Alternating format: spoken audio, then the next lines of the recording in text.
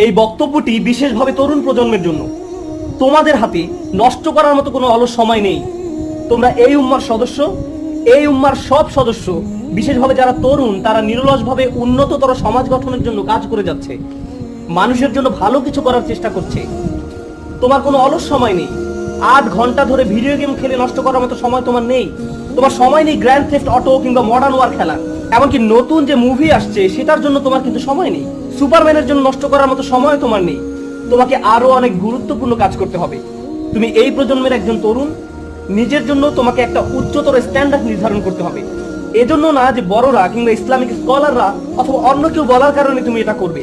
তোমার নিজের আত্ম উপলব্ধি থেকেই এটা তোমাকে করতে হবে। তোমার যে বিশ্বাস লা ইলাহা ইল্লাল্লাহ, সেটাই তোমাকে এটা করতে বলা উচিত। এই বিশ্বাস তোমাকে কর্মশীল হওয়ার জন্য তাগিদ দেওয়া উচিত। এই যে তুমি দেখছো সমাজে তোমার চারপাশে দুর্নীতি, যুব সমাজ আল্লাহর পথ থেকে দূরে সরে যাচ্ছে, তুমি কি মনে করো কে তাদের দাওয়াত দেবে? আমি না। এইসব ছেলে মেয়ে যারা মসজিদে আসে না, কোনো হালাকায়ও আসে না, তাদের কাছে পৌঁছানোর কোনো পথ আমার নেই। তোমাকে তাদের কাছে যেতে হবে। তারা তোমার বন্ধু, তারা আমার সাথে নয়, তোমার সাথে চলাফেরা করে। তোমাকে তাদের কাছে যেতে হবে, দাওয়াত দিতে হবে, তাদের প্রেরণার উৎস হতে হবে। তোমাকে এটা নিশ্চিত করতে হবে যে তোমার আশপাশের বন্ধুদের নিয়ে তুমি চিন্তা করো। সব সময় শুধু তাদের বিরুদ্ধে অভিযোগ করো না যে আমার বন্ধুরা সারাদিন মুভি দেখে। তুমি কি কখনো তাদের উপদেশ দিয়েছো? কখনো কি তাদের মুভির বদলে ভালো কিছু করার জন্য বলেছো? তুমি কি তাদের জন্য ভালো কোনো কাজের উৎসাহ দানকারী হতে পেরেছো? তুমি কি জানো তোমাকে এটাই করতে হবে? আল্লাহ আমাদের তরুণদেরকে এই প্রজন্মের নেতা করে দিন এবং তাদের অনুকরণীয় আদর্শ করে দিন সেই সব লোকদের জন্য যারা আল্লাহর পথ থেকে দূরে সরে গেছে, যেন তারা আবার আল্লাহর কাছে ফিরে আসে।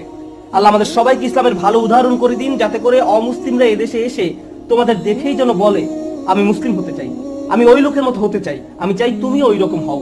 এটাই সে চরিত্র যেটা তোমার দেখানো উচিত।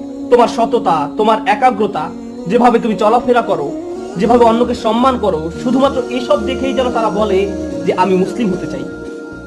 এই মুসলিমদের মধ্যে আলাদা কিছু আছে, তোমাকে এটাই হতে হবে।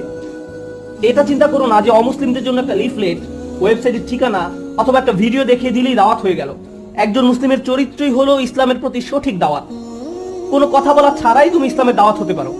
বিশেষ করে এখানে যখন মেহমান আসে, অমুসলিম আসে, তারা মুসলিমদের পর্যবেক্ষণ করে। মুসলিমদের খারাপ কার্যকলাপ দেখে তারা এটা কখনো বলবে না যে ইসলাম খুবই ভালো, কিন্তু মুসলিমরা এটা ঠিকভাবে মানছে না। তারা এইভাবে চিন্তা করবে না। তারা চিন্তা করবে